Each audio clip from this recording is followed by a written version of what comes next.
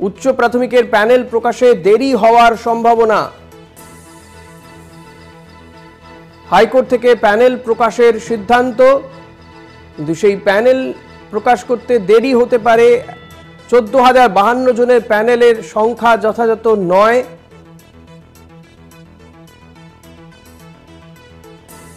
SSC ও শিক্ষামন্ত্রীর বৈঠকেই সংখ্যা নিয়ে সংশয় প্রকাশ।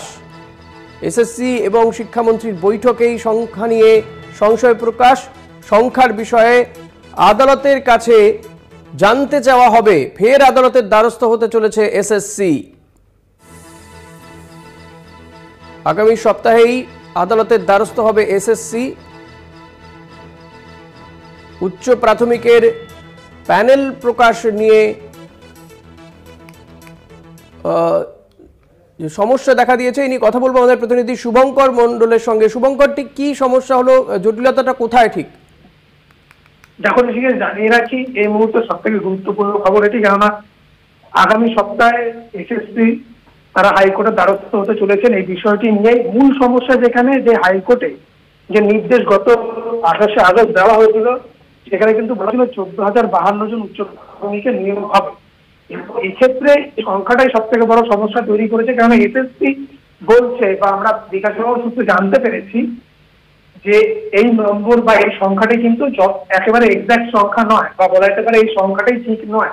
14,052 নয়, সেখানে এমন বেশ কয়েকজন প্রার্থী আছে যাদের হয়তো যোগ্যতা নেই, বা দেখা যাচ্ছে যে তাদের হয়তো এসসি সার্টিফিকেট নেই, বা দেখা যাচ্ছে ওবিসি সার্টিফিকেট নেই, বা দেখা যাচ্ছে সাবজেক্ট, সে একটা বিষয়ে সে সাবজেক্ট চুজ করেছিল, অন্য জায়গায় দেখা যাচ্ছে ভ্যাকেন্সি রয়েছে।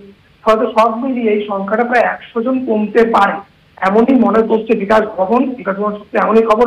এবং গত সপ্তাহে শিক্ষামন্ত্রীর সঙ্গে, মাত্র এই সপ্তাহে প্রথম দিকে শিক্ষামন্ত্রীর সঙ্গে এসএসসি কর্তৃপক্ষ তারা বৈঠক করেছিল বিকাশ ভবনে, এবং সেখানে কিন্তু এই সংখ্যা নিয়ে মূলত আলোচনা হয়, এবং সেখান থেকে সবুজ সংকেত দেওয়া হয়েছে অবিলম্বে কলকাতা হাইকোর্টের দৃষ্টি আকর্ষণ করতে।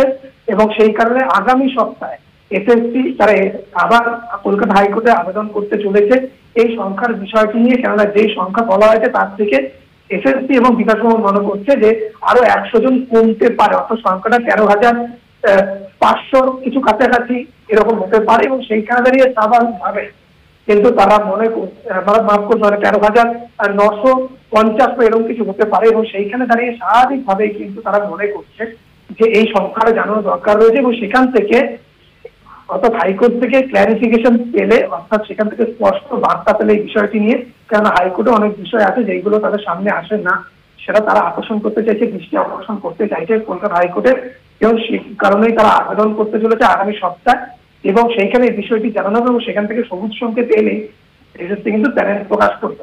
এবং এই প্যানেল এই মুহূর্তে যদি প্রকাশ না হয়, কেননা গত 28শে আগস্ট যে নির্দেশ দেওয়া হয়েছিল সেখানে কিন্তু বলা হয়েছিল যে তারপর থেকে 4 সপ্তাহের মধ্যে প্যানেল প্রকাশ করতে হবে, এবং সেটি আগামী সপ্তাহেই শেষ হয়ে যাচ্ছে। এসএসসি চাইছে যে তার মধ্যে এই প্যানেলটি কলকাতা হাইকোর্টের দৃষ্টি আকর্ষণ করে এই কারেক্ট করা বা সঠিক প্যানেল তারা প্রকাশ করতে কলকাতা হাইকোর্টের কে জানিয়ে এবং সেখান থেকে নির্দেশ পেয়ে, ফলত সেইখান থেকে স্বাভাবিকভাবে যদি তারা সেই বিষয়টি জানতে পারে তাহলে খুব তাড়াতাড়ি প্যানেল প্রকাশ করবে, বা হাইকোর্ট থেকে যদি জানিয়ে দেওয়া হয় বিষয়টি রেকটিফাই করে, তাহলে তারা প্যানেল প্রকাশ করে দেবে। নাহলে কিন্তু এই প্যানেল প্রকাশিত হতে পুজোর পরও হয়ে যেতে পারে বলে আশঙ্কা করছে বিকাশ ভবন তথা এসএসসি।